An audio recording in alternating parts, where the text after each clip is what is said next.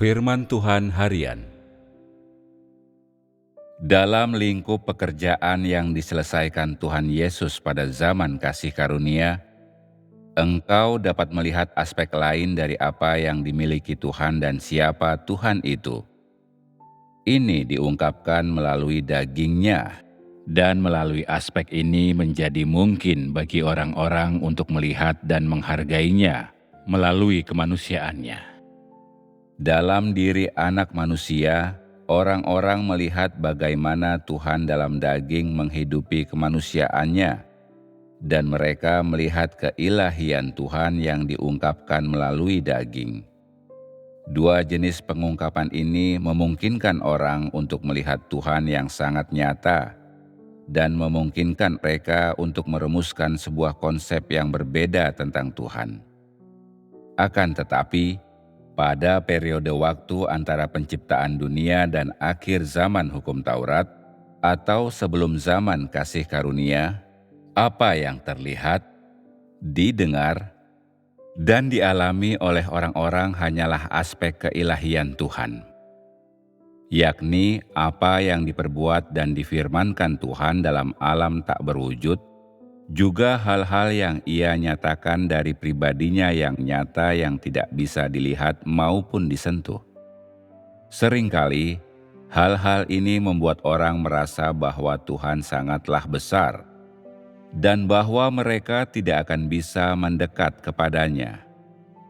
Kesan yang biasanya diberikan Tuhan kepada manusia adalah bahwa Ia muncul dan menghilang, dan orang-orang bahkan merasakan bahwa setiap pemikiran dan gagasannya begitu misterius dan sulit dipahami sehingga tidak ada cara untuk mencapai pemikiran dan gagasannya, apalagi untuk memahami dan menghargai hal-hal tersebut.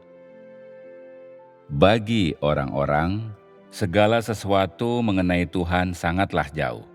Sedemikian jauhnya sehingga tidak dapat dilihat, tidak dapat disentuh oleh mereka. Tuhan tampaknya berada di langit, dan Ia tampaknya tidak ada sama sekali.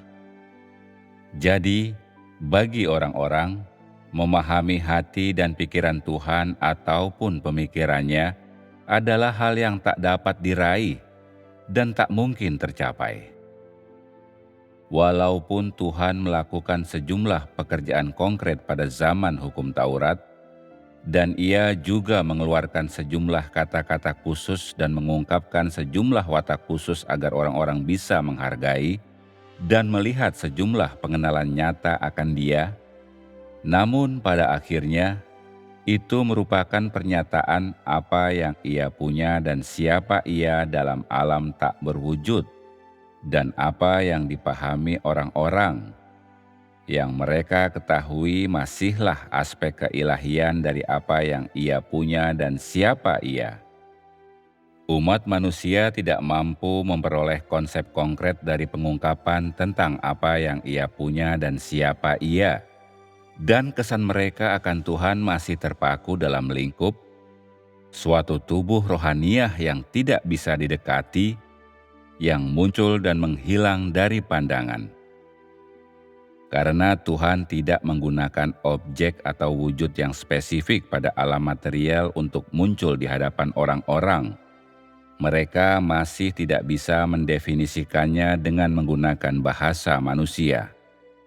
Dalam hati dan pikiran orang-orang, mereka selalu ingin menggunakan bahasa mereka sendiri untuk mengadakan suatu standar untuk Tuhan, untuk membuatnya berwujud dan memanusiakan dirinya.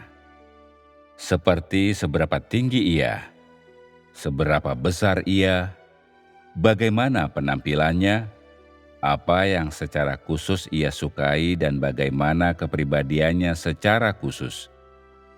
Sebenarnya, dalam hatinya Tuhan mengetahui bahwa orang-orang berpikir demikian. Ia mengetahui dengan jelas apa yang mereka perlukan. Dan tentu saja Ia juga tahu apa yang mesti Ia lakukan. Maka Ia melakukan pekerjaannya dengan cara yang berbeda pada zaman kasih karunia. Cara ini adalah ilahi sekaligus manusiawi. Dalam jangka waktu selama Tuhan Yesus bekerja, orang-orang dapat melihat bahwa Tuhan memiliki berbagai ungkapan manusia. Sebagai contoh, Ia dapat menari, Ia mengunjungi acara pernikahan, Ia dapat bercakap dengan orang-orang, berbicara kepada mereka, dan membahas berbagai hal bersama mereka. Selain itu, Tuhan Yesus juga menyelesaikan banyak pekerjaan yang merepresentasikan keilahiannya. Dan tentunya semua pekerjaan ini adalah pernyataan dan pengungkapan dari watak Tuhan. Selama waktu tersebut, ketika keilahian Tuhan dinyatakan dalam wujud manusia biasa yang dapat dilihat dan disentuh orang-orang, mereka tidak lagi merasa bahwa Ia adalah pribadi yang muncul dan menghilang. Tidak lagi merasa bahwa mereka tidak bisa mendekat kepadanya.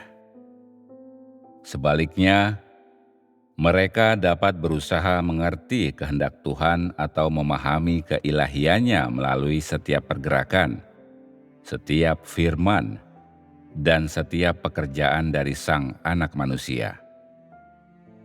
Inkarnasi Anak Manusia mengungkapkan keilahian Tuhan melalui kemanusiaannya dan menyampaikan kehendak Tuhan kepada umat manusia.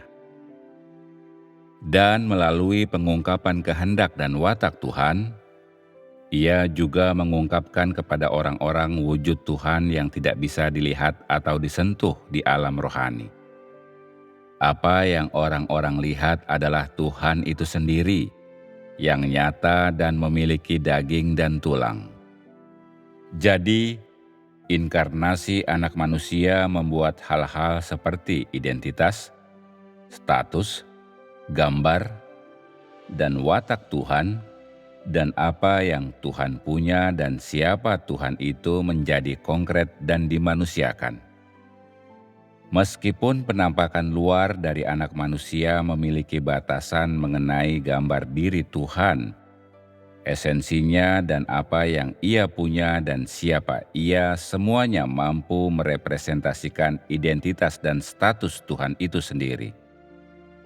Hanya ada sejumlah perbedaan dalam bentuk pengungkapannya. Tidak peduli apakah itu sifat manusiawi dari Anak Manusia atau keilahiannya, kita tidak dapat menyangkal bahwa Ia merepresentasikan identitas dan status Tuhan itu sendiri. Akan tetapi, pada masa tersebut, Tuhan bekerja melalui daging, berbicara melalui perspektif daging, dan berdiri di hadapan umat manusia dengan identitas dan status Anak Manusia. Dan ini memberikan kesempatan bagi orang-orang untuk menemui dan mengalami firman dan pekerjaan Tuhan yang nyata di tengah manusia.